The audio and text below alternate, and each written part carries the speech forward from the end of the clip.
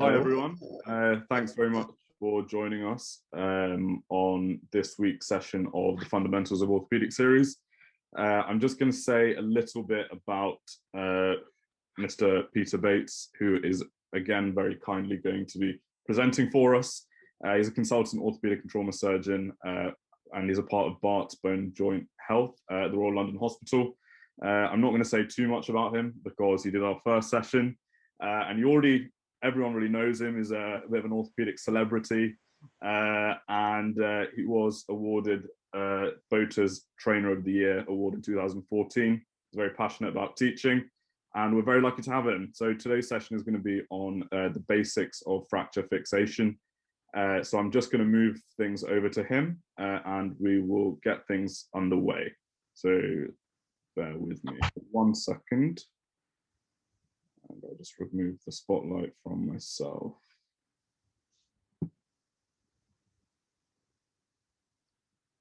Hey guys, how you doing? This is round two. I'm very getting a double dose of me. Oh man, it's a long one as well. So this goes on. I don't know how long it's going on for. We'll have to wait and see. But if you get like fed up halfway through, no worries. Just like, you know, you can jib out anytime you like. But there's gold at the end. I promise you. I'm talking about principles of fracture fixation. So this is like, you know, you've got these orthopedic guys and they see a fracture and they start having this discussion about like how they're going to treat it, how they're going to fix this fracture, right?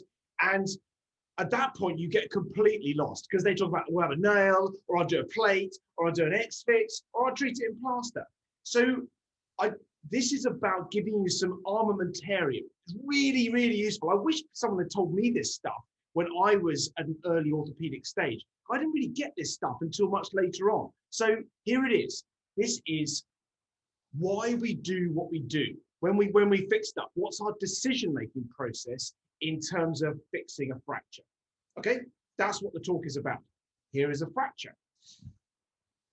Patient's not dead. Here is a fracture, and you can see that's I'll just zoom in on it so you can all see it really nicely. There we go. I'll just get out of the way. It is that's a distal tibial fracture, isn't it? You can see the ankle joint down below. I can tell you this does not spiral down into the ankle joint, so it's an extra articular tibial fracture. It's spiral in nature, you can see that. And you can also see the little distal fibular fracture to go with it, but that's not an unstable ankle. So this is a distal tibial fracture at the sort of like middle distal third junction. How do you want it treated? It's a closed injury. How do you want that treated? And I'm going to give you some options. I'm going to give you the options of a plate. You can put a plate up the side, so a little cut on here and a few little cuts up there, and you slide your plate up submuscular, and that fixes the fracture. Option one. Option two is a nail. It doesn't project very well. I'll just zoom that up a little bit. There you go. A nail to fix that fracture. There it is. There's your nail. Goes down from the top of the proximal tibia, goes down through the bone and fixes the fracture. When you put these locking screws through, and that fixes the bottom. So that's a nail. Okay, what's next? An X-fix. Okay. Now I've given you two flavors of X-fix down there. This one on here is called a monolateral X-fix. That's a monolateral. In other words, we put pin, and then a pin through the foot, and then you combine those with like, you know, a scaffolding to connect the two. A circular frame is what this guy is. That's a circular frame which goes all the way around with wires going right the way through the leg, through the bone, and giving stability. Now, a monolateral frame, this guy is much less robust. It's not quite so strong. So we don't usually treat fractures definitively. In other words, that's the final thing. With a monolateral, those are usually for when somebody's got hideous soft tissues and we're trying to just like settle everything down for a bit, or a very nasty open fracture perhaps. Then we'll put on one of those. But as a definitive treatment, you could use one of those, a circular frame. Very, very legitimate treatment. A lot of people do that. So plate, nail, X-fix in the form of a circular frame, or non-op.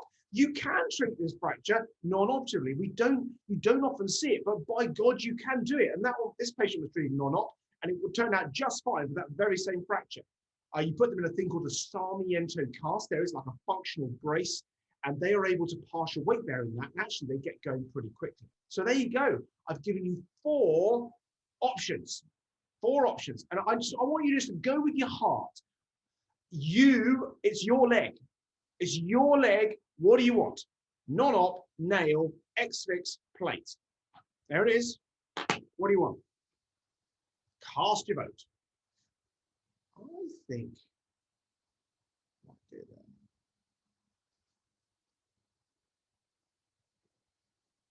Just go with your heart. Don't think too hard. Don't overthink it. Just go with whatever you fancy the look of. Okay, what's the answer? What did everyone go for? I'm thrilled to know. Nail. Nails in the ascendancy, shortly followed by plate. Interesting, circular frame is well down. It's 3%. Nobody wants that. And non-op in cast. That's really interesting. So I have to tell you what the correct answer is. All of those are the correct answer in the right patient. So none of you are wrong by whatever you said. There's a great geographical variation. So in places like Sheffield, Hull, and other places around and Leeds, circular frame, if we'd done this same poll with a group of trainees in Sheffield, circular frame would have been like 90%. And like 2% would have been nail. So it varies massively depending on where you are and what training goes round. But none of those are wrong answers. But that's not helpful to you, is it? So how do I decide? How do I decide what to do? Here we go. The trouble is, in order to decide how to fix it, you've got to know how fractures heal. So I'm afraid you've been lulled into a toxic basic science lecture. And I'm really sorry about this, guys, but that is what this is. It's a basic science lecture. Unlucky. Well, at least half of it is. When the basic science is over, I'll tell you, but this is basically what we've got. How do fractures heal in the first place? Well, you can't even answer that until, take a second back. How do fractures heal? What are the features that impair fracture healing the most? What are the things in your head that are worst for fracture healing? Question 2, let's just go for that. How do fractures heal? And what is bad for fracture healing? Question 2.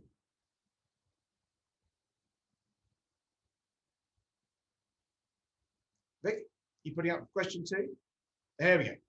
Which of the following is the most detrimental to bone healing? There you go. Which of those is the most detrimental? Well, you're not giving it much time, are you? I love it. What's the answer? Okay. What's the answer? Fixation. Bad fixation. That's got to be bad, right? Blood supply. You've got to have a blood supply. Smoking. Vic loves smoking. Little cigar after lunch. Okay, let's see what the answer is. What did everyone go with? Oh, look at that. Poor blood supply. Anti-inflammatory. There's no 1% went for that. That must have been a joke, right? Great. Okay, lovely. On we go. So what is the answer? How do fractures heal? What is the thing that impairs? Sometimes it's easier to think of what's the worst thing for fractures to heal rather than what's the best. You see what I mean? What are the things that impair it the most? And I think you can break those down. There's lots of categories you can put them in, but basically there's things that impair blood supply, there's infection, and there's host factors. Host factors are things like smoking, things like diabetes, poor nutrition, vitamin D deficient, that kind of thing, or concurrent illness, or just non-compliance, like you just said, no, don't walk on it, and they go ahead and walk on it. So there's lots of that. That's a big category there.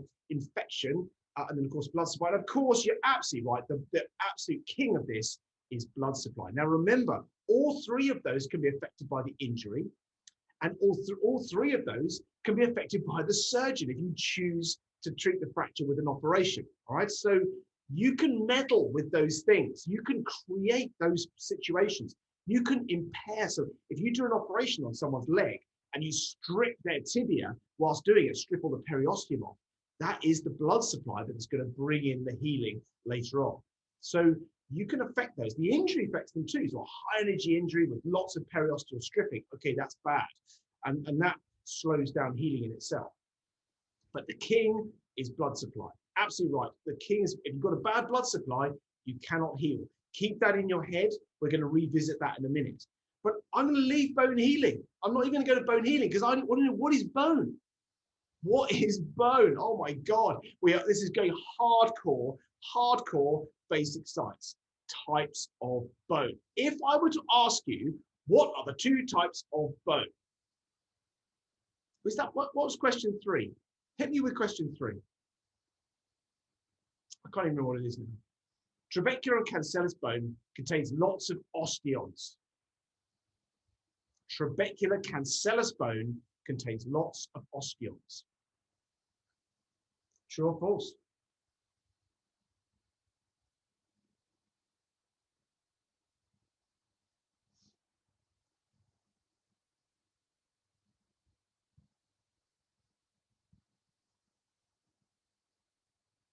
I'm voting as well. All right, Vic, hit me.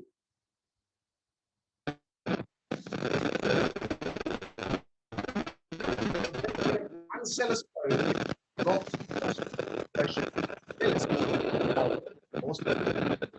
was the second? What was question number 4? Just hit me with that.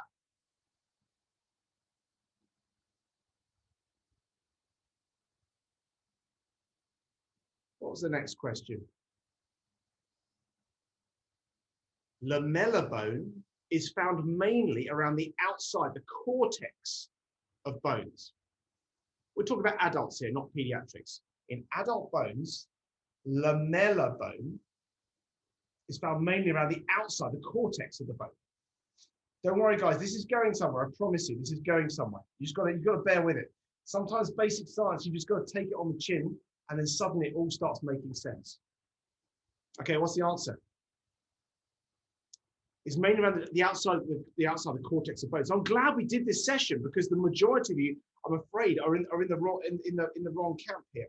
So let's go and find out. So if I asked you, give me 2 types of bone, you would probably say, well, there's cortical bone, the bone around the outside, the edge of the bone, like that thick bit around the outside, and then there's cancellous bone, which is the kind of spongy bone you get down the middle, like down the medulla and in the metaphysis, the kind of spongy bit, right?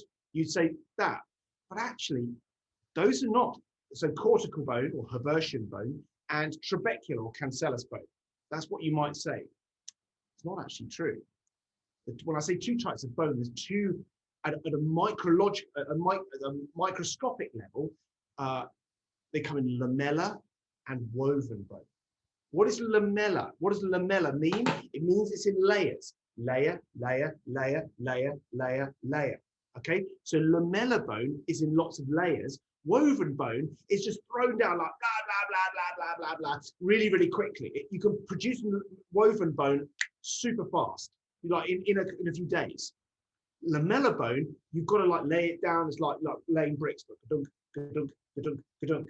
Lamellar bone comes in 2 flavors. Lamellar bone comes in 2. See those layers? Yeah, layer. It's like wood, like grain on a wood. Lamellar bone comes in 2 flavors: cortical bone and cancellous bone. I'm going somewhere with this, I promise you. Why am I talking about this? Because they are fundamentally different structures. They're still lamellar bone because they're in layers, but cortical bone is different from cancellous bone. How? By what it looks like down like an electron microscope, basically. So if we look at cortical bone first, yeah, and I'm going to turn myself off because I'm just annoying you. If I look at cortical bone first, what you see is in that right-hand diagram is lots of scaffolding tubes. Yeah, you see those kind of like thick tubes called Haversian canals or osteons with a blood supply down the middle, and with these kind of circular layers. They're layers, but they're in circles. Yeah, like a scaffolding pole with lots of layers. All right, like one carpet rolled up with osteocytes all the way through it. Those are Haversian canals or osteons.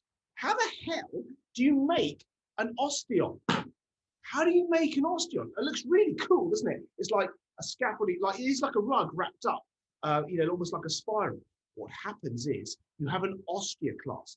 An osteoclast is a big, here's an osteoblast, and an osteoclast is like the size of my head. Osteoblasts are tiny little things, like it's not that size of a fibroblast.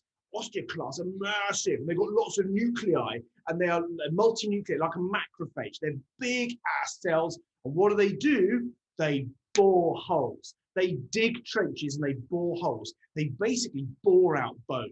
They have a thing called a ruffled border where they produce enzymes, acid, and NMPs, enzymes that eat protein, eat collagen, and they either dig out troughs or they dig out holes. And if they dig out a hole like a tube, that is, in their wake comes down a load of osteons, and a load of osteoblasts, and they lay down bone. So they lay it down on the outside, and then a new lot come down, they lay it on the inside of that, a new lot come down and lay it on the inside of that, a new lot coming down and lay it on the inside of that. And there's a blood vessel that goes right down the middle, and that guy is the blood supply to the osteoclast at the bottom. Here it is. You can see it right there.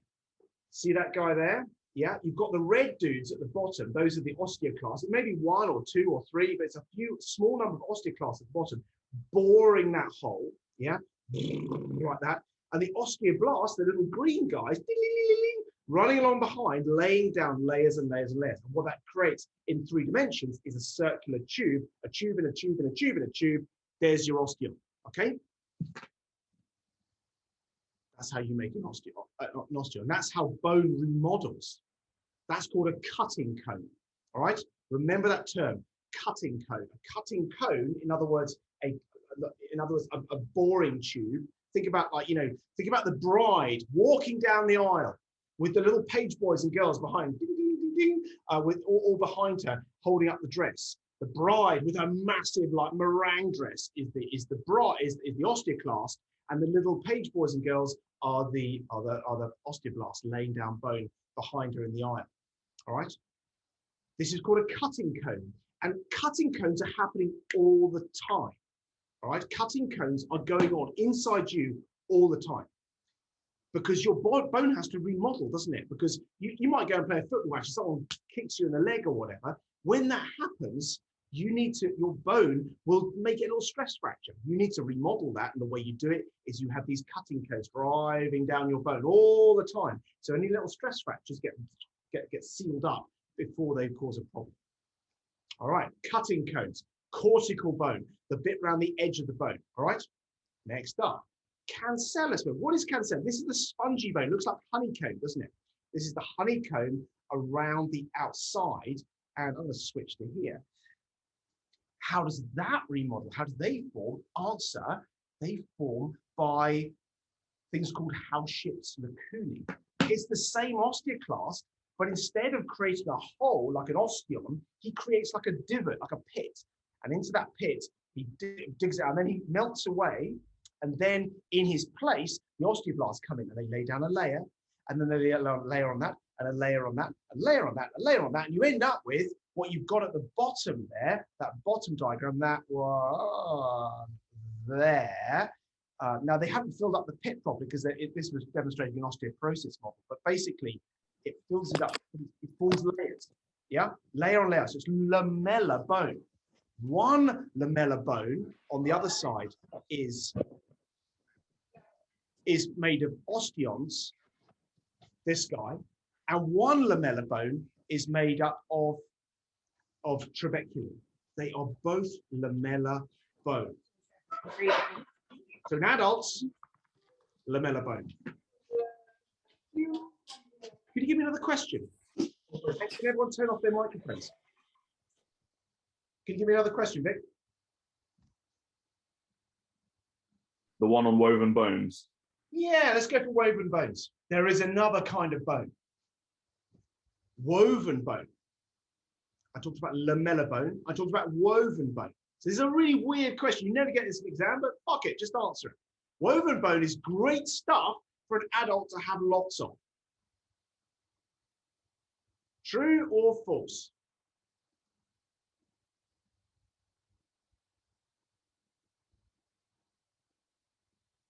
All right, that'll do. What's the answer? And the answer is false. The presence of woven bone indicates something's terribly wrong with you. Let's find out what the yeah, sounds bad, doesn't it? Okay, what's woven bone then? Okay, let's have a look. Woven bone is bone that the body can put down very, very fast. Okay, where does it do that? It does it in fracture callus. That's why I'm bringing it up. It produces it in fracture callus. So when you're putting down new bone, you know, you go from like, well, we'll talk about this in a minute, hematoma, soft callus, hard callus, boom, that is woven bone. And it's that kind of like that whitish bit under the fracture callus. You also get it in other places. You get it in the growth plate in children. So kids have woven bone at their growth plates where the bones grow longer. They put that down as the first stage. You also get it in osteogenic tumors. So if you've got an osteosarcoma, like a nasty cancer, that one, again, woven bone. There's, oh, it doesn't look nice, does it? What about Paget's disease? Another one. And there are a few other conditions that create woven bone because your bone is putting down bone quickly for a pathological reason. Infection will also cause the body to produce woven bone. All right. So when someone asks you in future, there are two types of bone, you go, yeah, there are two types of bone, lamellar bone and woven bone. Woven bone is found in some pathological conditions in children and in fracture callus. Lamellar bone is mature adult bone. So I haven't fractured anything recently. I'm really, really hoping, I may be wrong, but I'm really hoping I've got 0.000% woven bone inside me. And the same should be true of most of you. Lamellar bone comes in two flavors. Osteons, which is the cortex, trabeculae, which is the metaphysis. All right, I will stop boring on about bone. But it does come back. I'm going to bore on about something else instead. Strain. What is strain? Okay, strain is movement at a fracture site. Now, strain is a funny thing. We think of, when you think of strain, we in the English vernacular, we have like a sort of, you know, we think about heaving, don't we? That's kind of strain. Oh, straining on the toilet. That's a different type of straining. That's not what we're talking about here. But it's kind of got that kind of like heave, kind of like, you know, kind of feeling about it. That's not actually what strain is in orthopedics. In orthopedics, it is movement at a fracture site. And the calculation is change in length. So it's movement. Here's your fracture site where my fingers are. Here's the fracture site. If I move like this or like this, that is strain. It's moving. How much strain? Is this a lot? Is this a lot? How do you quantify it? Answer, it is change in length from here to here. The change in length divided by the original length. In other words, how long it was in the first place. This is relevant because if you look at this guy, if you look at that top diagram, so the fracture is just 10 microns apart, right? And you're going to strain that by 5 microns. Look what happens. That's a 50% strain. The one below it, you've now stressed it by 10 microns. That is 100% strain. Nothing can handle that. Nothing on earth can handle that. What about the one below? So we've got a slightly bigger fracture gap now. Look how we open the fracture gap. It's now about 4 or 5. That same 5 microns of movement is being shared across a much bigger gap. And of course, that brings down your strain considerably. And so depending on what the original length is and what the movement is, will depend on how much strain your fracture site is encountering. Strain is a word that's going to come up again and again and again over the next 20 minutes. So just hold it there. Strain is movement at a fracture site. That's it. You don't have to remember that like 50, 100% business. Strain is movement at a fracture site. Boom. All right. With that in mind, let's go and talk about optimizing the strain environment. What I mean by that is that as a surgeon, as someone treating bony fractures, you kind of get to choose what treatment you're going to do. Yeah, you have that plate and the nail and the X-fix, you have the plaster. You've got to kind of decide which of those two, which of those 4 things you're going to do.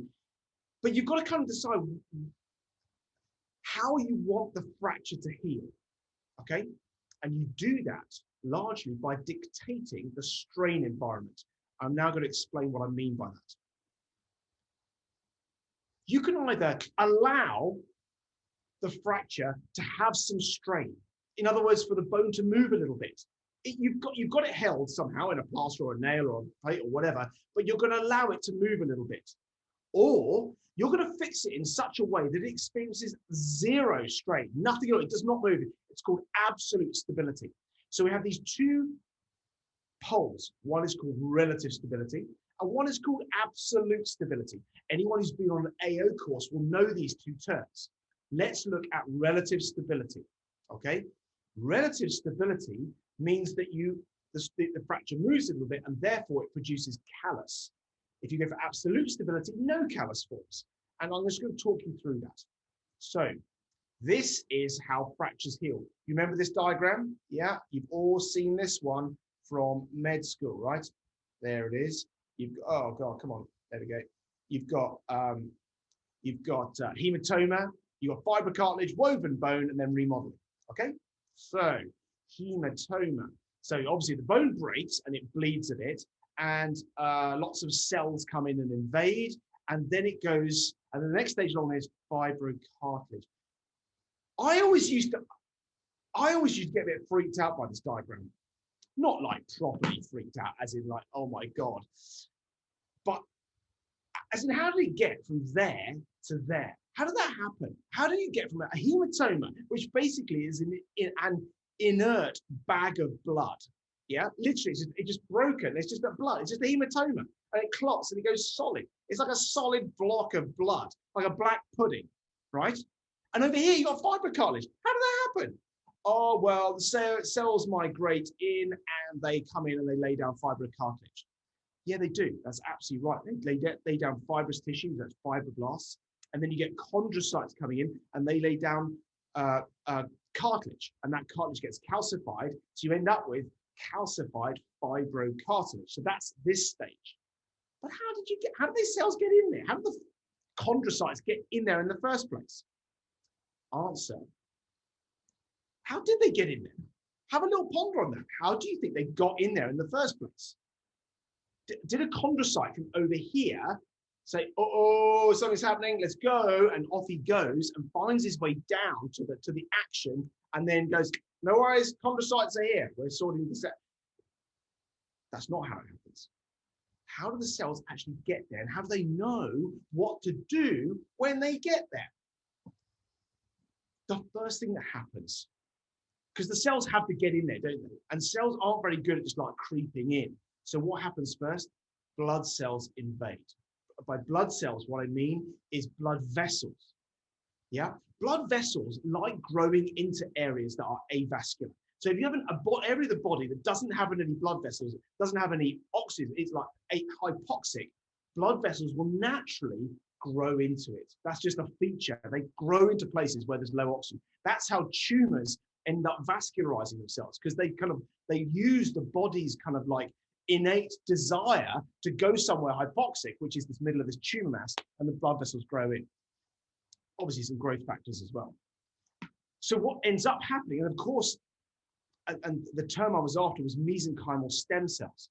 Mesenchymal stem cells. And these are cells that can turn into whatever they like, whatever soft tissue thing they like, come in via blood cells, and the factors within the hematoma are strongly attracted to them. So when they're passing through the blood, these mesenchymal guys stick to the blood, edge of the blood vessel, and they go, aha, something's happening here. They move through the blood vessel into the hematoma, and now they say, right, what is needed of me now? Okay, so they haven't decided what they're going to be. They might turn into a cartilage cell, a fibroblast, or they might turn into a bone cell. They don't know yet. Some things tell them what to happen. I'll come to that in a second. But what happens effectively is over the first 10 days, that hematoma, that inert bag of blood, turns into this wasp's nest, this hive, this like seething mass of cells, all like doing stuff. Macrophages digesting the old hematoma, new blood vessels coming in, cell populations migrating out of those blood vessels into that hematoma, to lay down new material inside. What material do they form? Well, then it moves on to woven bone, which we talked about earlier on, and then you get a remodeling phase, which is mediated by osteoclasts. If that remodeling is happening in an osteon, in cortical bone, then that'll be cutting cones, right? So it's cortex that's remodeling, that remodels through cutting cones. If it's the cancellous, the trabeculae that are remodeling, that happens through Howships lacunae, because you don't get osteons in the cancellous bone. All right. And that's what it looks like. That's a rat femur that's been broken, and they've taken X-rays at different stages, and you can see it slowly healing. And what you also see there is that the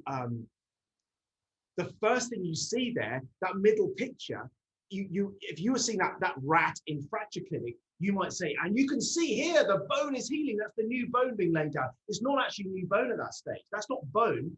That's calcified fibrocartilage. That's the first stage. That's stage 2.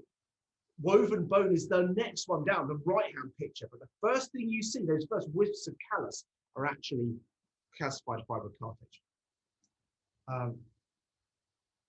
So you get this progression of granulation tissue, which is the first bit, the granulation, or that hive's wasp's nest of activity. That then forms fibrous connective tissue, which then gets cartilage layers laid down. And each of those has a different strain tolerance, a different stiffness, if you like. All right. And so the fracture over time gets stiffer and stiffer and stiffer and stiffer. That line going down is like the amount of movement that's going on within the fracture. Yeah. And if you keep on rummaging that, and sorry, I'll just go back one. As it progresses down this line, you get. Do you see how the strain is getting less and less? It starts off at 100%. So in other words, it's moving quite freely, that fracture. But then the fibrous tissue comes in, that stiffens it up a bit. And then the fibrocartilage comes in, that stiffens it up a bit. And then the woven bone comes in, that really seriously, you can hardly move that stuff. And then it gets remodeled to lamellar bone, which is absolutely rock solid. Okay, there's this idea of strain tolerance. In other words, these different tissues will tolerate different amounts of strain. I didn't think of it like that, but this was Perrin's theory. And you can see if you keep the movement going, so you force the fracture to keep moving, like in this humerus fracture, you get a thing called a hypertrophic non-union. There it is. It's trying to heal. New bone is forming, but in the middle, can you see right there in the middle, there's that black line going across. That is still fibrocartilage or fibrous tissue, because the movement is too much. The cartilage cannot lay down and calcify in that gap, because every time it gets laid down, it carries on moving. And so the cells say, this isn't for me. I'm going to move on from there. Mesenchymal stem cells. These are the dudes who decide.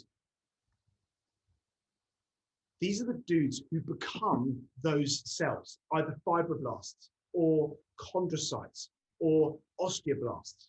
They can't become macrophages. That's a different level higher up, right? That's a sort of hemopoietic stem cell. So they're in a totally different lineage. So osteoclasts are all over here. So osteoclasts on this diagram, but osteoblasts are, fibroblasts are, and chondrocytes are. All right, so the ones that form the tissue that goes to form bone and indeed cartilage are right here. But how does the mesenchymal stem cell know which one to form? The answer, they feel it. They feel it. Cells. And that takes us back to that previous slide, which I skipped over. This one here. If you look at the bottom of that slide,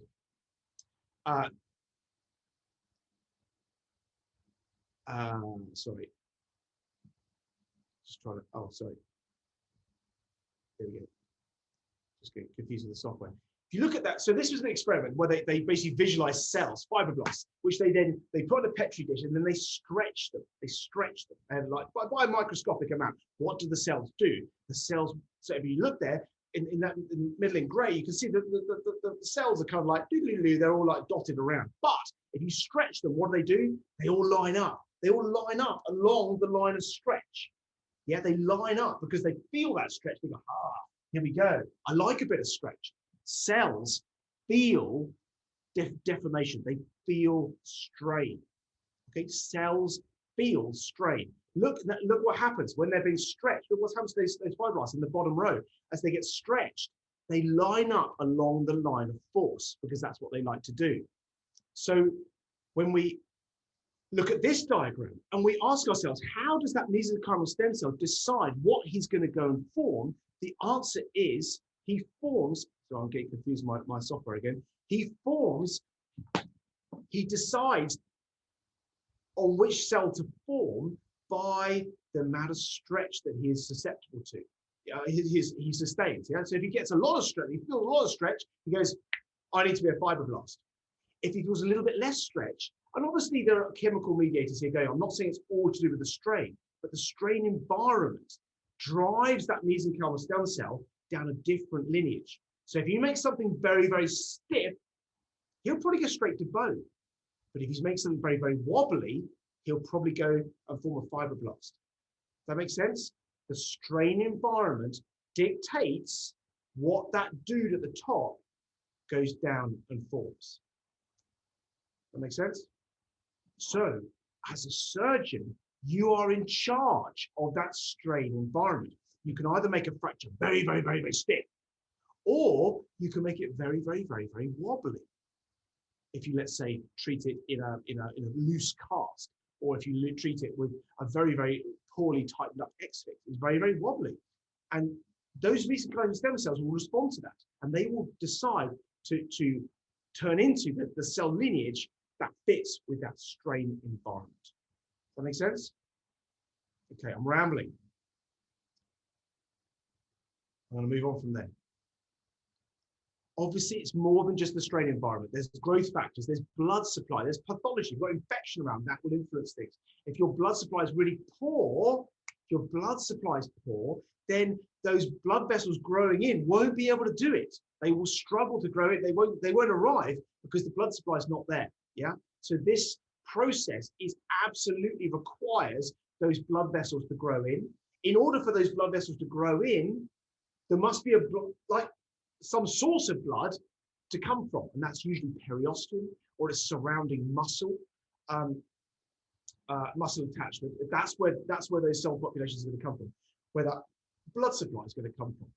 Okay, but the strain environment dictates the cell type that forms. Okay, I'm going to talk about fracture configurations here. There's quite a classic video here. I'm just going to want you to watch it. On the left, that one there is a comminuted fracture. On this one is a simple fracture. Look how much strain each one. So they're both sustain the same amount of deformity. They're both being stretched by the same amount. But look at the cells on the right-hand side. They're really being stretched to shit, aren't they? Whereas the ones in the comminuted fracture, where that movement is shared across a bigger area, the strain is much less. So comminuted fractures, yeah, these guys here on the left are low strain environments. In other words, any movement the fracture sustains is shared over a wider area.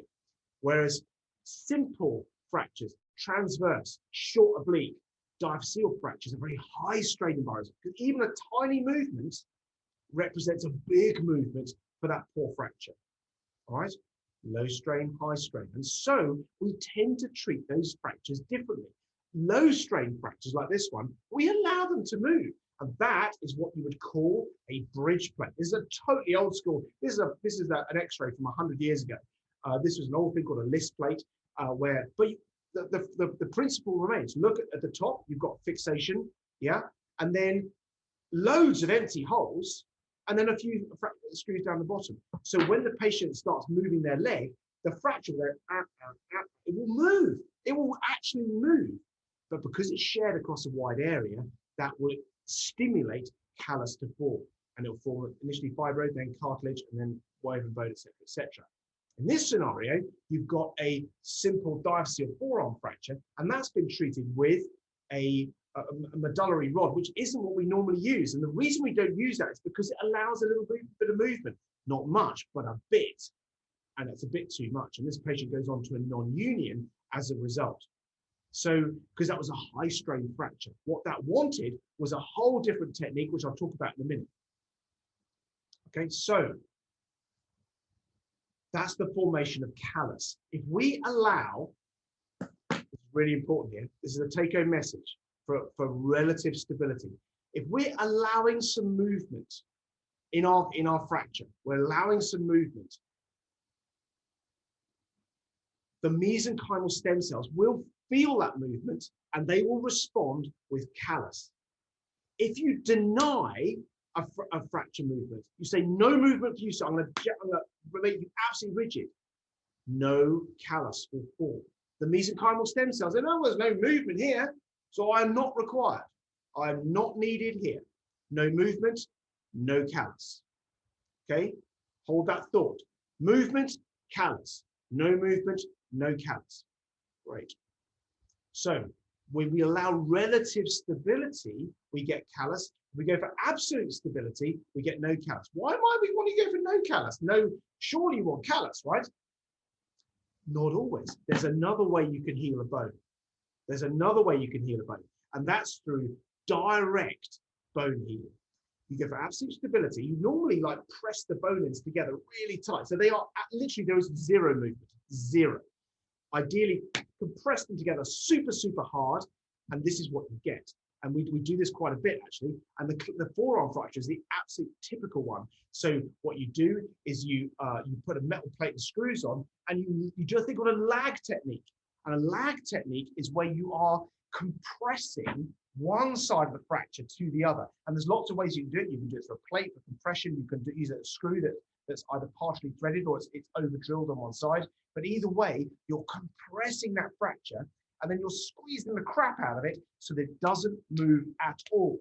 How does that then go on to heal? Well, it heals via, there you go, that's an example of absolute stability. And it heals by this thing called primary or direct bone healing. And what you see there, and it's why I was boring on earlier on about cutting cones, is you get this thing called primary bone healing, where you force these two cortical surfaces together so hard, they're so still that cutting cones can drive straight across it. You can see them right there. The cutting cones drive straight across it like it's not even fractured. This is a totally artificial way of getting bone healing. You're fixing it so solid that the osteons drive across, absolute stability. Remember, we have these osteons, these cutting cones going across our bones all the time anyway as a normal part of remodeling. So if you just jam the bone ends together for long enough and you hold them there, it will heal with no callus, zero callus. Yeah. What if there's a gap? Yeah. So you can see there in the middle of that purple slide, there's the bone ends have been jammed together, and there's a cutting cone just kind of wandered across. You can see from down here to up here. Yeah. You can see that the osteoclast has wound its way around. But there's a bit of a gap on the other. How's that going to? How's a gap heal? How does a gap actually heal? Well, if the gap is small enough, what happens? You get this thing called gap healing. And in gap healing, this is what happens. You get kind of like layers forming on the end of the bone, like sequential osteoblasts keep like laying down layer on both ends. So the two ends kind of like the gap gets smaller and smaller and smaller, and then finally, boom, an osteoclast can drive across it. And that's what you see on that right-hand image. Can you see at the bottom over just there? Can you see that? There was a gap. It's filled in the middle, and now an osteoclast is now able to run a cutting cone straight across it. Okay, that's gap healing. If it's a massive gap, though, that's never going to work because the osteoclast can't lay down enough layers on either side to join the middle. It's got to be a really narrow gap for the osteoclast to go through. So a small gap is okay, but a big gap, really bad. If you fix something absolutely, in other words, with total stability, yeah, with no movement whatsoever, the no movement means there will be no fracture cuts, zero. And the fact that it's gapped means that an osteoclast won't be able to drive across it, and therefore you are screwed. That will definitely go onto a non-union. All right, so if you go for absolute stability, you need compression ideally. Okay, so that's primary osteonal or direct osteonal bone healing. What's it good for? It's good for simple forearm fractures, like I showed you. Clavicle fractures, we often use that technique. And the humerus as well, we often jam that together as well. So that's what that's good for. So here's another fracture, vertical shear medial malleolus fracture. I want you to think how you would fix that fracture. How you would fix that fracture. And indeed, Just have a think about it. How are you going to, so could you treat it non-operatively? Could you treat it with a nail? Nail's not going to work, is it? Because the nail goes down the middle of the bone. And that is something that's kind of exits through the edge of the bone, doesn't it? So that's not going to work. This is an ankle joint, of course. So it's really important that we put this back really nicely.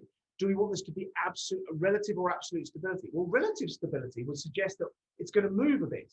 Do we really want this to move? Probably not. We want this to be absolutely stable, they're being compressed. So I'm thinking a really good way of treating that would be like that. Yeah? Variations on that. So a plate to compress it down, to squeeze it down, and a few screws across it to hold it absolutely rigid. And I will call that absolute stability. Okay? Good. How is that going to heal? Next question. How is that one going to heal? How is that fracture going to heal? Does it heal through callus? Does it heal through primary osteoidal bone healing or something else?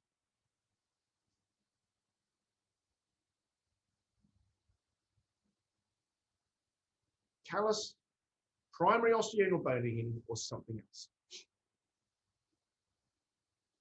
Okay, what you got, Vic? Primary osteoidal bone healing. Okay, I love it. I love that you said that. Do you remember the beginning of the talk? Do you remember?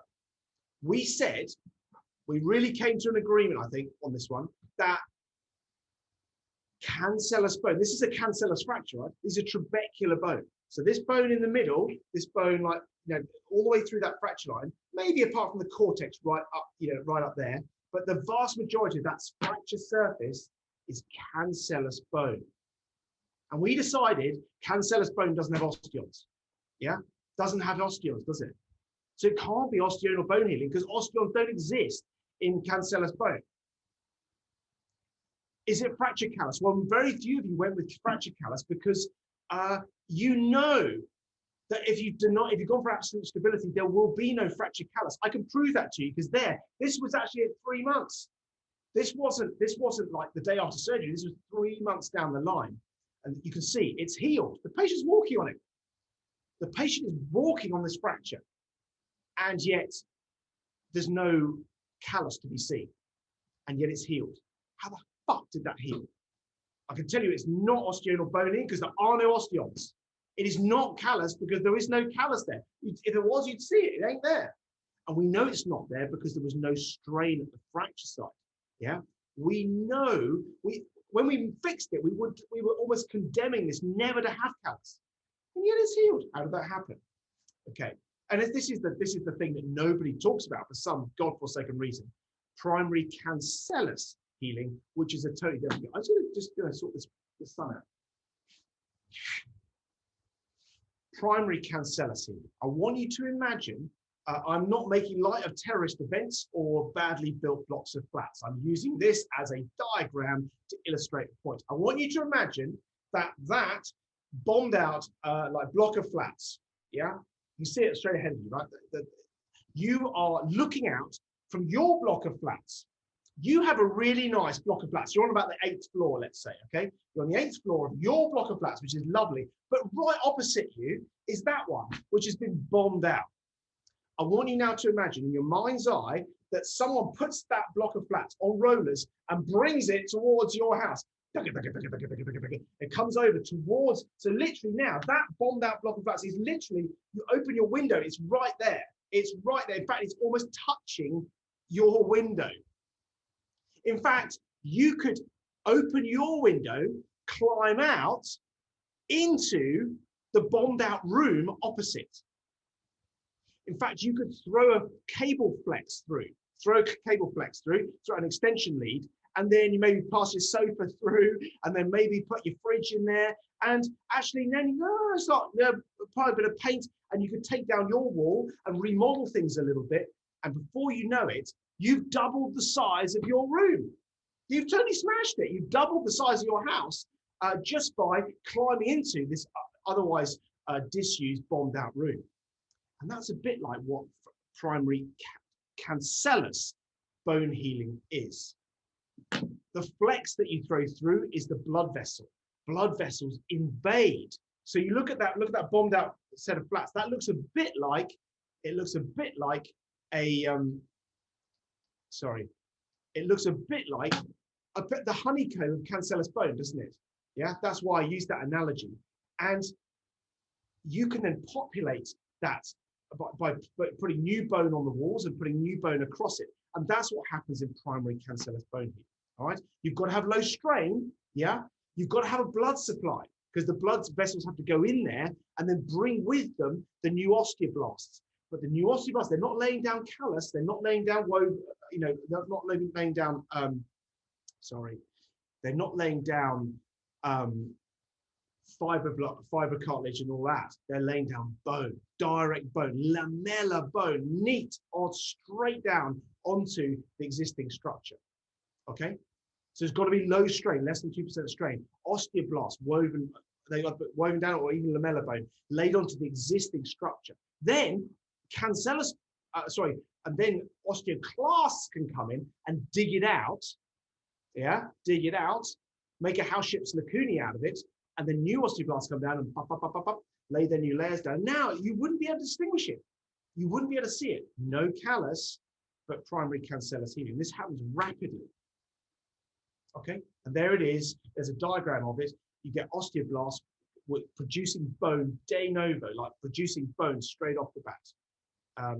So going through the image on the right, what you're seeing, that between those two dotted lines at the 4-week mark, you're seeing these are new trabeculae, effectively, new trabeculae forming in that tiny gap between one surface and the other. But that can only happen if there's zero strain. Okay, so that's why we fix that medial malleolus with compression and force to squeeze it down and deny it any movement, any strain. Okay, and therefore the mesenchymal stem cell said, fine, you keep I'm not getting involved here. You're going to heal this fracture some other way that doesn't require me, no problem, because there's no strain. And I'm going to whiz through this bit. But that's the piece of bone that I was trying to emulate, top right, yeah? That's the analogies that is cancellous bone and the block of flats. And I'll whiz past this because I don't think it's helpful. Okay, so when do we see primary cancellous healing? Why are you talking about this? Why is it relevant? Well, it's relevant because it happens all the time. In fact, it happens at most of the fractures that we routinely treat. All articular fractures, ankles, knobs, wrists, happens all over there. Here we go. Here's an ankle fracture, yeah? Look at that bottom left-hand diagram. That's the fixation that went on. This was a dislocated ankle. We fixed it with a lateral plate and medial screws. That's absolute stability. No other way of describing it. How did those heal? How did that medial malleolus heal? That's not primary osteonal. That's primary cancellous or direct cancellous healing. Yeah. Sorry. This was, where are we? This was a nasty distal tibial fracture. Nasty, isn't it? That's horrible. We fixed this with some percutaneous screws to get a good reduction, and then we fixed it with a really very rigid plate. That was at 8 weeks. I can't see any callus. The fibula is healing up nicely. Yeah, there it is. You can see the fibula is now healed. But look at the tibia, no callus whatsoever, because you effectively fixed it so rigidly, the cancellous surfaces just stuck together. And they did that through primary cancellous healing. Here's another example. This was, again, a similar fracture treated this time with a non-locking plate.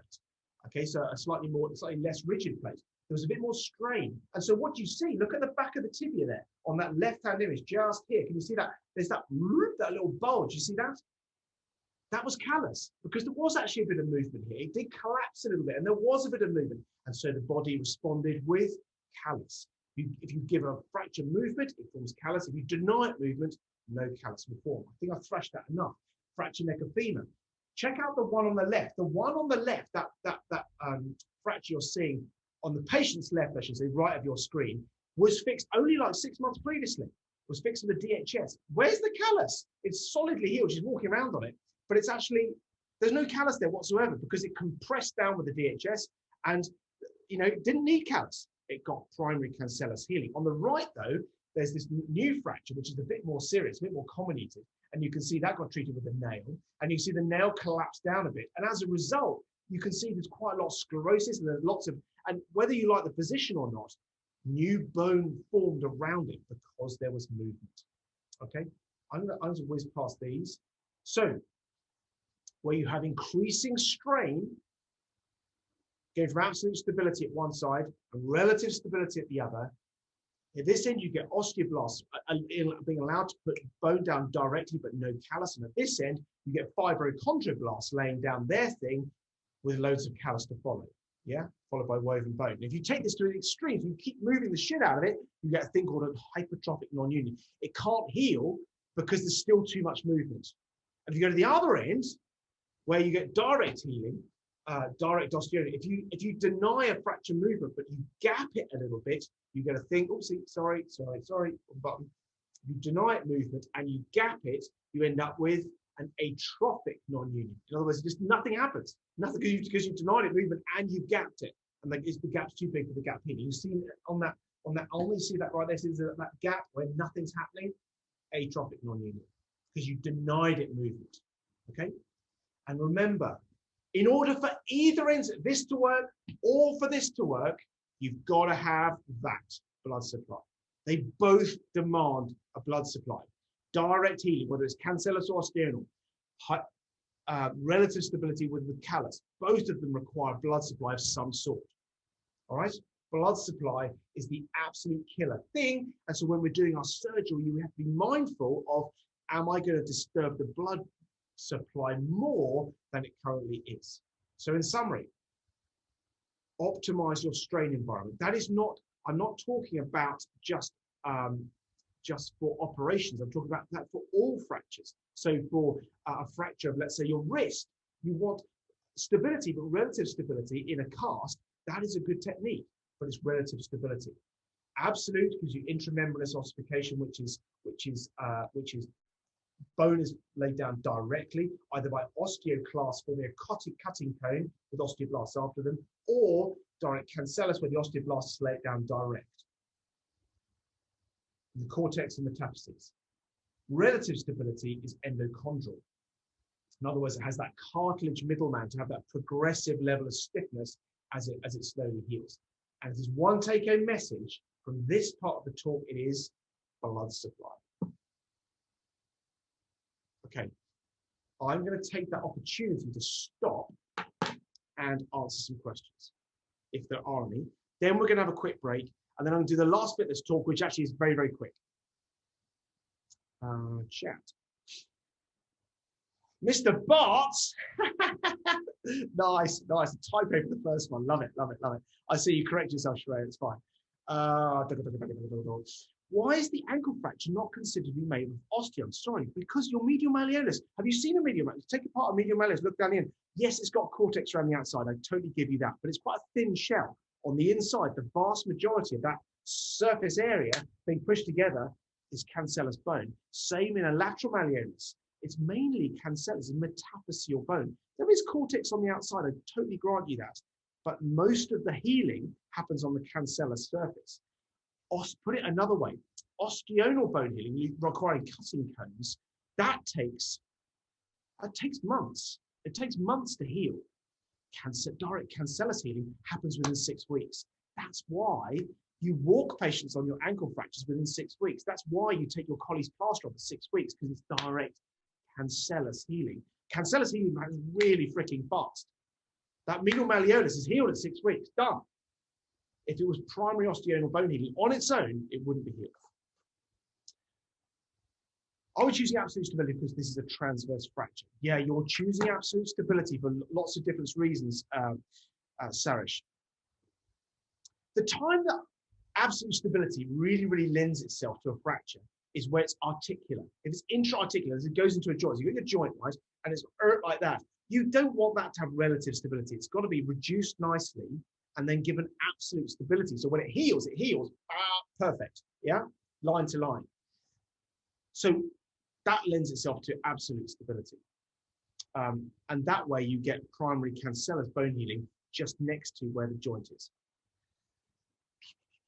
Why is the ankle fracture showing previously primary cancellous? I know it's upsetting. I get it, Ming Ho. I totally get it. It is upsetting, but you've got to think about what are these fracture surfaces? It's mainly cancellous bone. There will be some primary osteonal bone healing, and I totally accept that. But the majority of that is cancellous bone. And you know, Ming Ho, You know that cancellous bone does not have any osteons in it. What is the fundamental? Maybe choose absolute healing instead of relative healing.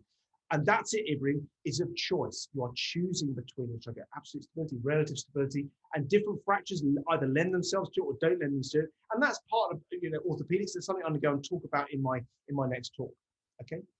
For joint congruity, you do not want callus there. Absolutely do not want callus. You want it not to have callus, don't you? And also you don't want the joint moving around. You want it like bang, like that's the reduction. There's it, perfect. Because if you get your joint perfect, then they're much less likely to go on to get arthritis down the line, aren't they? Because the joint's not been disrupted. That makes sense. Any other talk? Any other questions? Have I answered those satisfactorily? Please rebuff, hit me back. Say you're talking shit. I don't mind. I can take it. I can take. Sorry, one more question, Delani.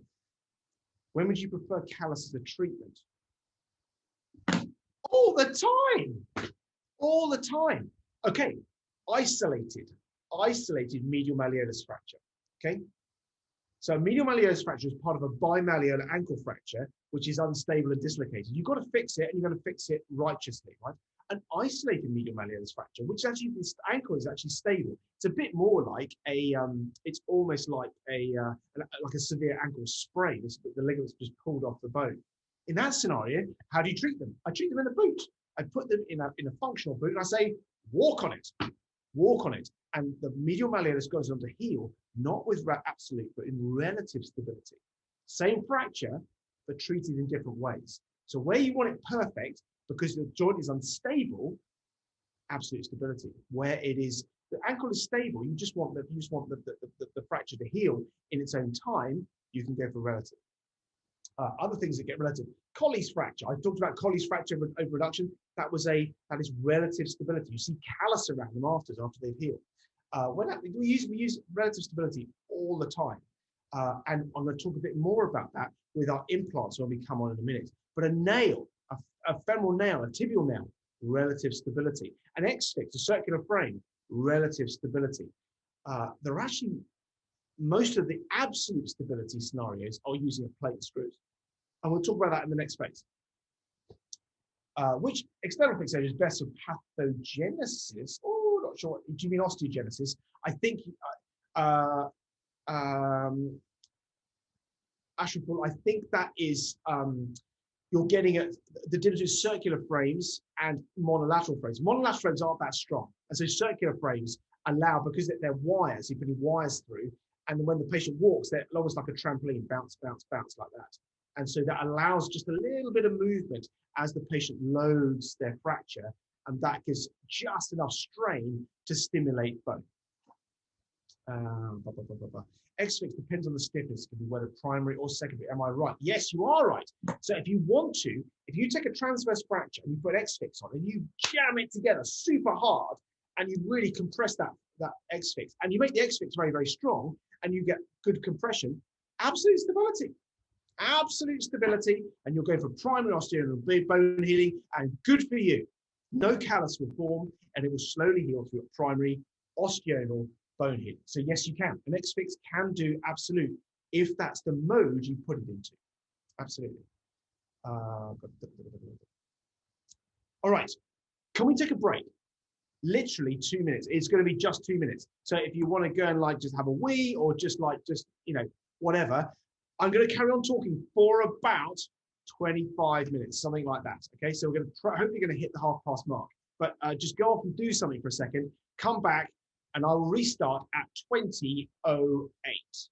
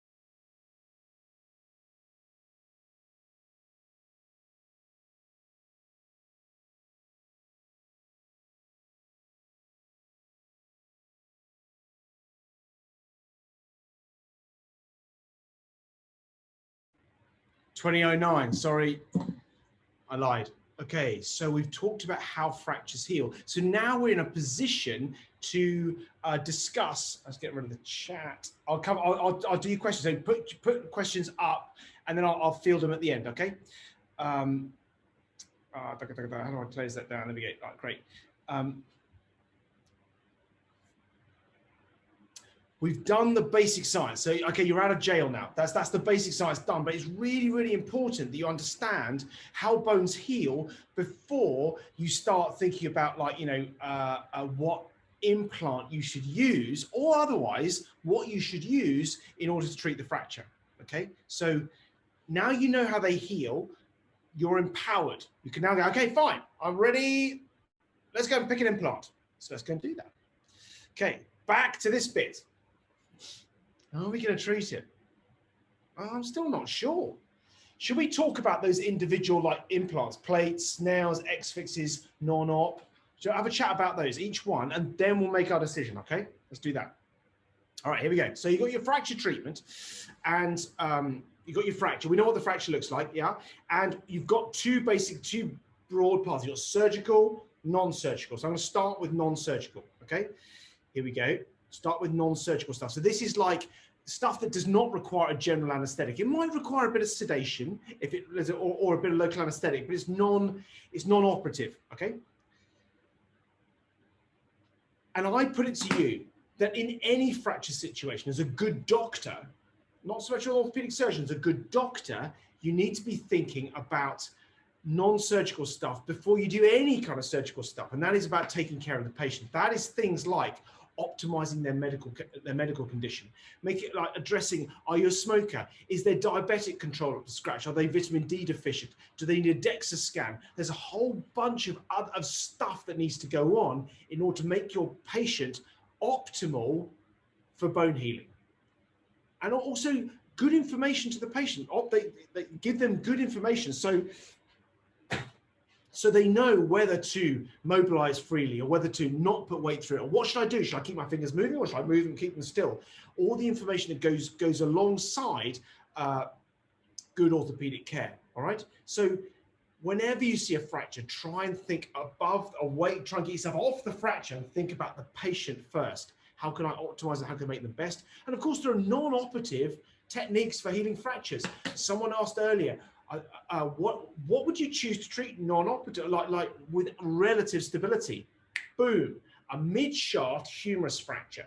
Mid-shaft humerus, the standard treatment of that, if it was me having that fracture, I would ask you to put on me a well-fitting humeral brace like this one. That dude doesn't look like he broke his humerus, but that is a humeral brace, and they do work, and they're a functional brace, so you're allowed to move a little bit inside it. You take unclip that bit in the middle, and you move your arm a little bit, and yes, the fracture does move a little bit, just enough to cause strain. So you go down that fibro, cartilage, woven bone, lamellar bone, sequence, bone healing. Callus, out and out callus. And at the end of all of that, you'll have a bone that's like this, and it goes in the middle where the callus was, and is now fully bone, and straight down to the bottom. And then about a year and a half, 2 years later, where it was like that, it will now be because it will have remodeled. Those cutting cones will have slowly gnawed away at the bit that isn't required, and they will have laid down new cutting cones where the force dictates that they are required.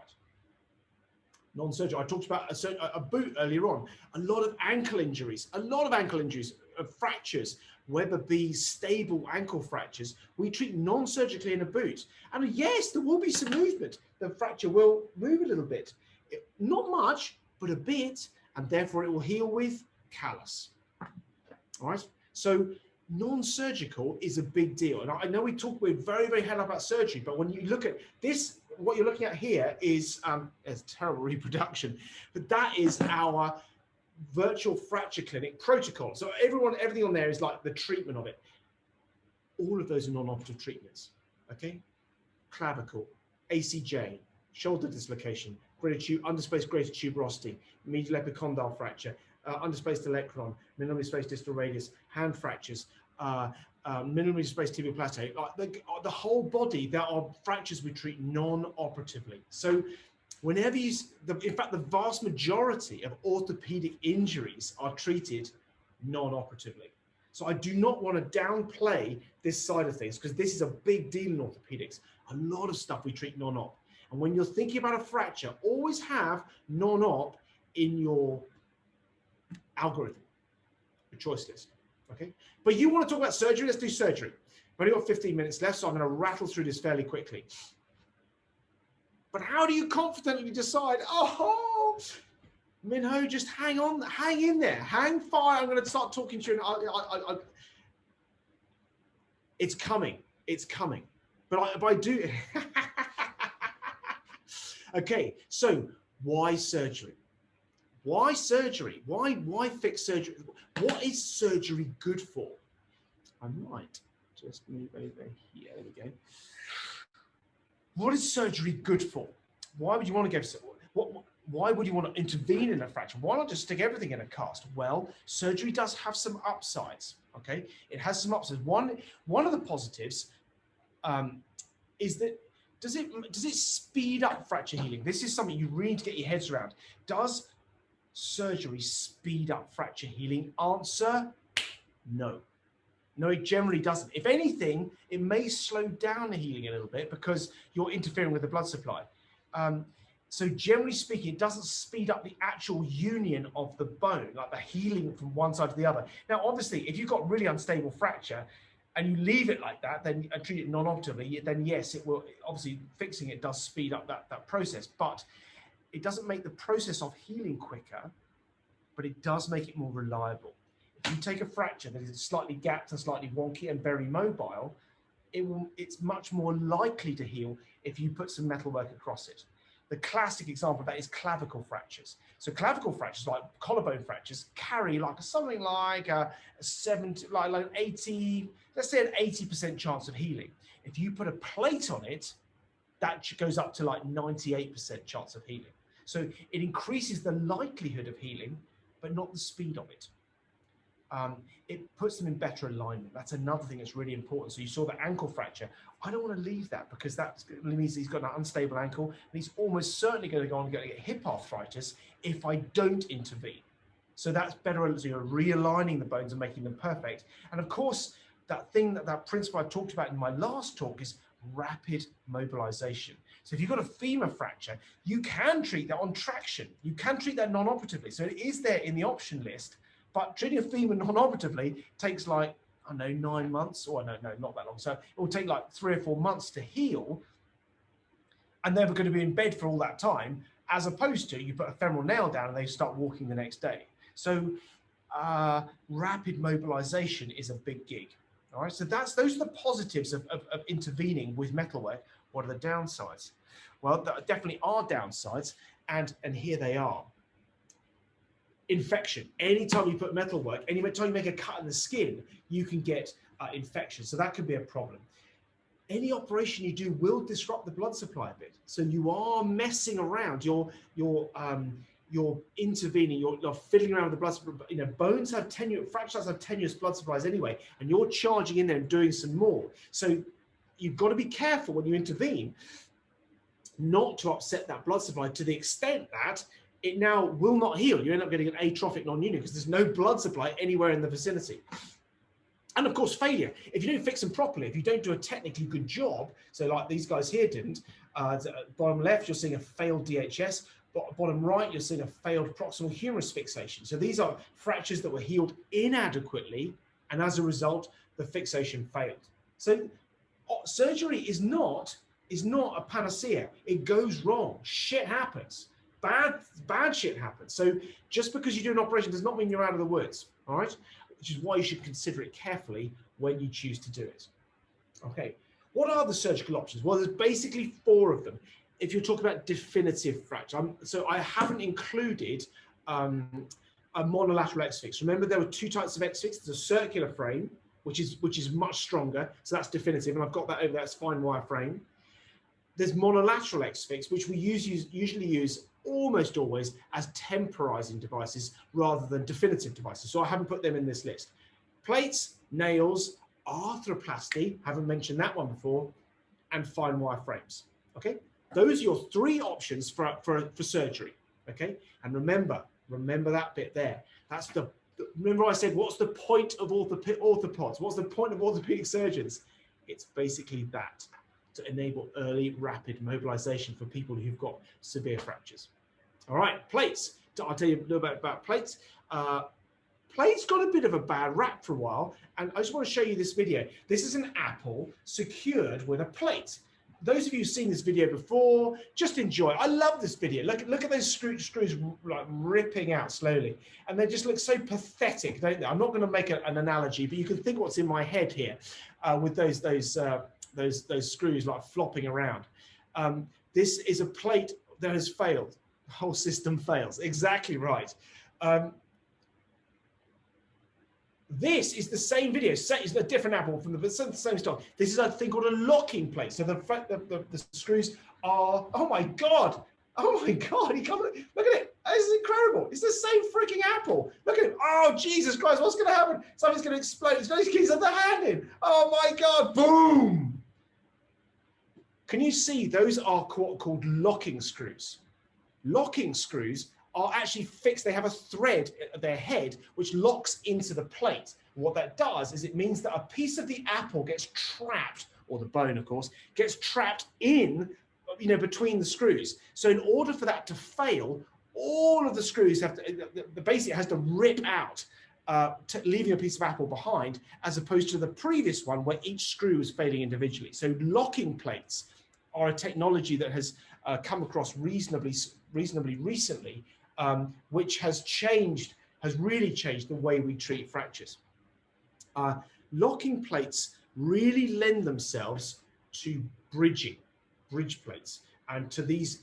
Remember what type of fracture these are? These ones you're looking at here, they're comminuted, aren't they? Comminuted means they are lots of fracture fragments. Yeah, comminuted, simple is one fracture line. Comminuted, lots of fracture lines. Remember, comminuted fractures are strain tolerant, aren't they? In other words, the strain, any movement is shared across a broad area. So you can treat these with locking plates where there are screws at the bottom, screws at the top, and a bit of a segment in between. There's no fixation at all. So that when you load them, they bounce, they move, and that stimulates callus. So that is going for relative stability. There you go. That's great examples there of bridging plates. Yeah, one on the distal femur and one on the distal tibia, and bottom left is a proximal tibia.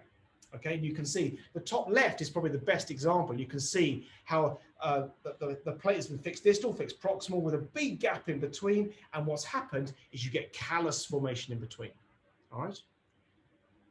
I'm going to talk about this. This is about technical excellence, about doing things really, really well. I'm going to get rid of myself for a second because I think you've probably had enough.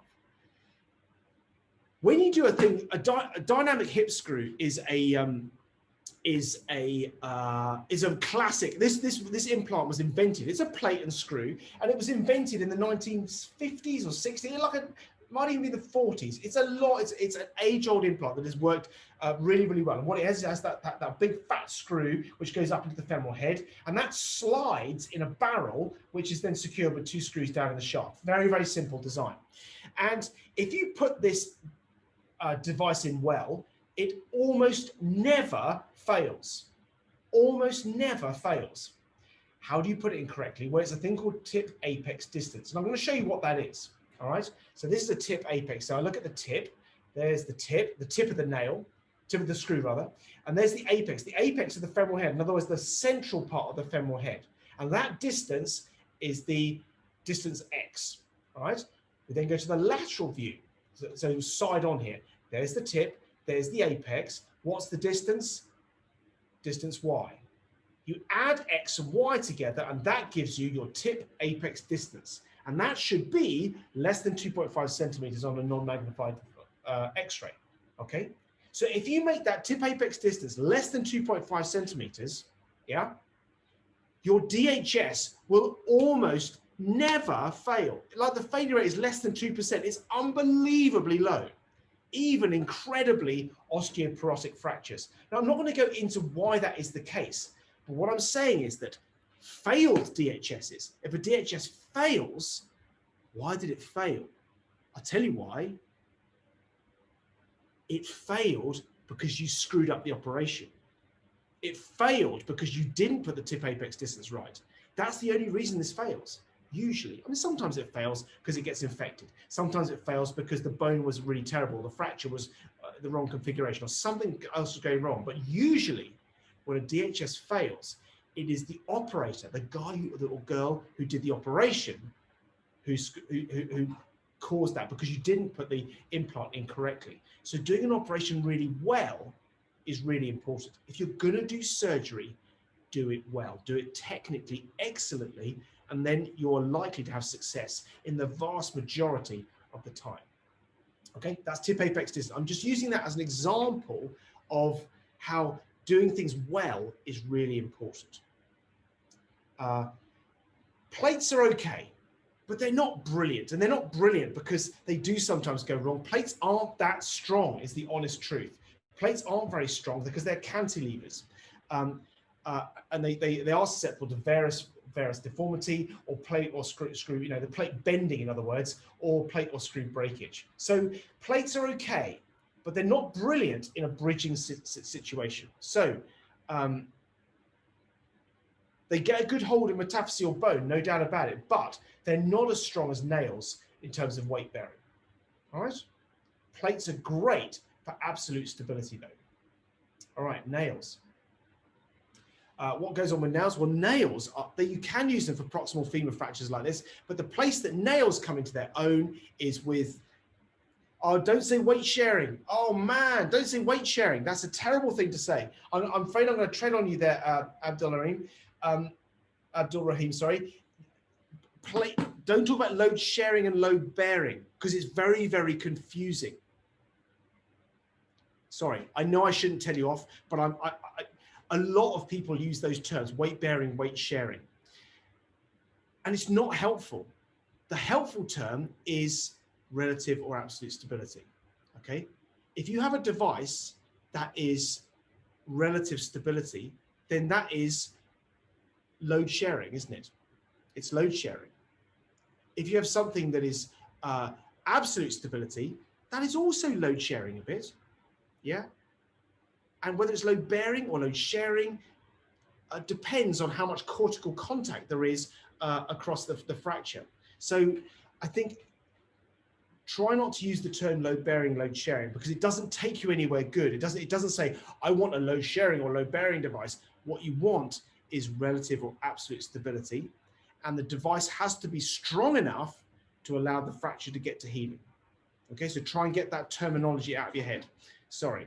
Okay, moving on. Nails are great for diaphyseal fractures. By diaphyseal, I mean the tube in the middle, the bit in the middle. Metaphysis at the bottom, you think about your comedy dog bone, yeah? It's fat at the bottom, it's fat at the top, and in the middle it's skinny. That's the diaphysis. Metaphysis, diaphysis. And for diaphyseal fractures, nails are amazing. They're great. You can use them in the proximal humerus, use them in the femur, you can use them in the tibia. And we use them all the time in the tibia, and you can even use them, for very distal tibial fractures, as you can see down there at the bottom, where it's been put right across the ankle joint. So, and you wouldn't do this in normal patients, in younger patients, but in older, more infirm patients, or patients who are very diabetic or neuropathic. This is actually quite a good technique for stabilizing a tibial fracture, all right, or a distal tibial fracture. This one, it had a tibial nail, had a hind foot nail to begin with, and now they just put a longer one in. But you see on that previous X-ray, this was a nasty distal tibial fracture, like a pilon type fracture, and they've treated that with a retrograde nail, and that's actually worked really, really well.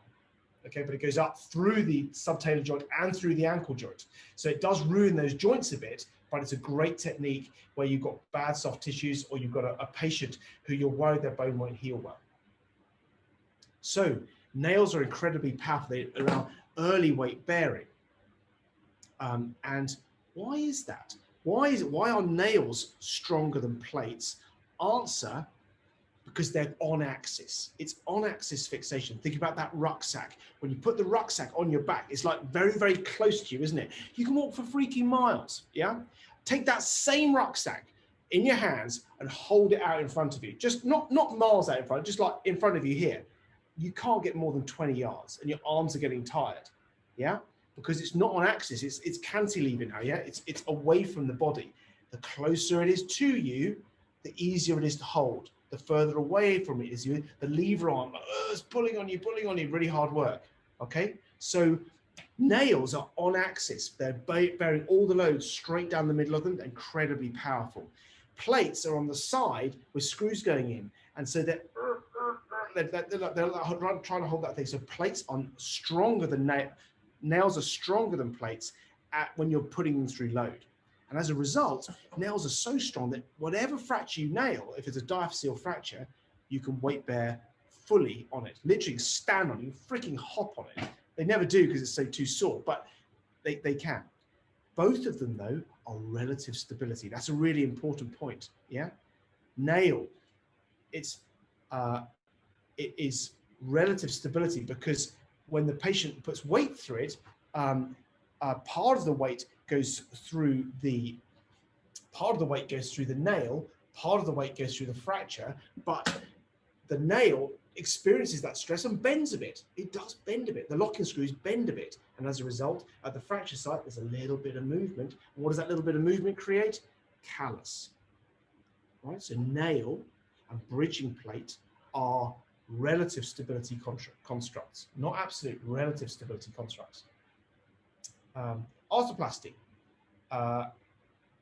This is something people sometimes forget to put in there. This isn't about fixing fractures. This is about replacing them. Yeah.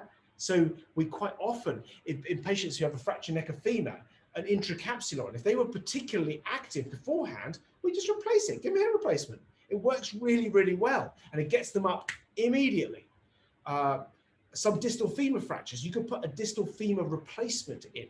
So it's a big arthroplasty, but they get up moving straight away afterwards. I'm not saying we do that for all of them, but some of them do lend themselves to that, particularly the periprosthetic ones. Shoulder, a shoulder arthroplasty, like that's a reverse geometry total shoulder replacement for proximal humerus fractures in older patients. Now these tend to be in osteoporotic patients with poor quality bones. I wouldn't be doing this in a 23-year-old, but in a 73-year-old, these are really, really compelling options. That proximal humerus bottom, this one right here, that shoulder fracture, that is a shocker. If you treat that non-operatively or if you treat it with plates and screws, their movement is not going to be great. And often a shoulder arthroplasty is the best that you can give them. Even in pelvic surgery for acetabular fractures, right up there, left acetabular fracture has been treated what we call a fix and replace. In other words, you fix the fracture and then you put a hip replacement in. A fix and replace, again, really, really good solution, immediate weight bearing. So whenever you're thinking about fractures, yes, you can think about plates and nails and X-fix, but also think about arthroplasty and the surgical side. Never forget non-op, okay? That's arthroplasty. Trauma often requires skills of arthroplasty surgeons. So I don't do hip replacements. That's not part of my armamentarium. I certainly don't do shoulder replacements. And so you need someone who's specialist at doing that stuff within your service so you can do these difficult cases. And then you've got fine wire frames. And I'm not going to dwell too much on these, but these are also a really good way of fixing fractures. You can do them even doing elderly people, doing young people, and they're very good for very, very good for patients with hideous soft tissues. So if you've got really bad like skin or a lot of vascular impairment or just very, very poor soft tissues, you can use a fine wire frame because you're not putting metalwork on the inside. So it's much less susceptible to infection, and you don't have to make a cut in the skin, which then has to heal. It just goes through wires going through the leg. So fine wire frames are actually a really good solution where you have poor soft tissues. And that's what they look like. There are many other benefits to fine wire frames in that you can do distraction osteogenesis. So if people lose bone, you can like regain bone length using them by dragging the bone apart, and slowly bone forms in the middle. It takes a long time, but you need a circular frame to do that. And how do circular frames work? Well, they have these wires going through which are tensioned against the ring on either side. They're pulled tight. So it's like you're standing on these ropes, on these tight ropes, which are going through the bone. And then when you walk on them, they kind of bounce a bit. They bounce, as I said earlier, and that gives you some relative stability. Okay? Bad soft tissues are really compelling for fine wire frames. And they allow early weight bearing, good hold in poor bone. But the downsides, of course, is they're they are a pain in the arse. You can't deny they're horrible things to have on your leg, because the pin sites get infected, they tether, they cause stiffness. So it's not something that's for everyone, but they are good for certain situations. They allow immediate weight bearing, they're great when the soft tissues are bad. So you don't want to put in a plate because you don't want to make a big cut. And you don't want to put in a nail because maybe there's some infection around. There was a nasty wound which had some infection. So you're worried that if you put a nail down, it'll get infected. All right. So these are your surgical options. How do we decide? It goes back to what you were saying earlier on. How do we decide? You still haven't answered the freaking question. But there's one more thing. There's one more thing which I haven't mentioned, but I really should have mentioned earlier on, but I haven't mentioned, but here it is. Evidence. Oh man, that came out wrong. I didn't check that earlier on. Evidence. Orthopedic evidence. Yeah, we have to run trials in order to find out what's going on. So here is our fracture. It was a distal tibial fracture. There it is. And we would try and decide which one to do.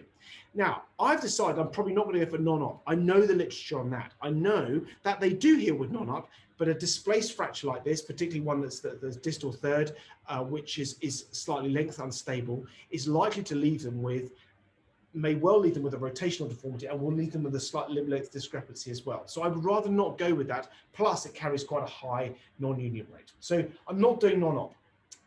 I could go with a circular frame, but this is a patient with good soft tissues, and they want to get going early, and they don't want some stiffness around their ankle. And so I've decided not to go for a circular frame because I don't think it's needed in this situation. So I'm down to nail versus plate. How do I decide? I look to the literature, and we have a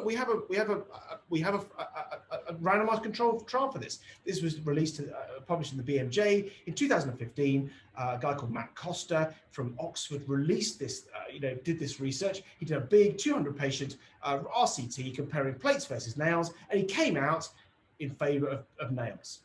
He says, right, okay, well, overall, when you take the whole group together, nails do very slightly better than plates. They had a very slightly higher quality of life at the end of the whole thing compared with the other group. All right. And so that is the other thing, Mingho, in my armamentarium is orthopedic evidence. And I'm sorry I left it right to the end, but it's important for impact that I did that because we get so obsessed with the metalwork. We need to think about the evidence. And there's one other thing we forget, and that is the patient. Okay, what's relevant with the patient here? Well, they might be, for example, a carpet fitter. They might be a carpet fitter. They spend all their life at work working on their knees. And I know that a patient, that at least a third, maybe 2/3 of patients who have a nail will end up with some degree of knee pain and a difficulty kneeling. And therefore, that might swing me towards a plate, even despite the literature. Yeah. So you have the mechanics, you have the evidence, and you have the patient. And all of those have to be in the mix in order to decide. Equally, I might have decided on a plate, but the soft tissues are really, really bad. So I don't want to make a cut in the skin, and therefore that drifts me towards a nail. Yeah. So there's lots of different decision-making that can go on, even though we've now got a study that tells us which is theoretically better. All right. So in summary, and I'm wrapping up now, always tailor your treatment to the patient before you. Okay. The diabetic neuropathic is very different to a 23-year-old athlete. Always consider non-operative treatment. It's got to be there in your algorithm. You may decide to discount it, but always have it there. Otherwise, you'll forget about it. Use basic science and evidence and considering the patient for your decision-making. Surgery, if you're going to do it, if you're going to do an operation, make it technically excellent. Technical precision, get it absolutely spot on. And ideally, you want immediate weight-bearing and frail patients. That is the message from my previous talk, which I'm bringing into this. And that's why arthroplasty can be a really compelling option for elderly folk. Done. So thank you very much. First of all, I just want to say thanks to Mr. Bates. He's given up some of his precious time. And I think that was an excellent talk. I don't think anyone would disagree with that. A few other thank yous. First of all, to our sponsors, Leader, and also thank you to the Royal College for supporting us as well. If you just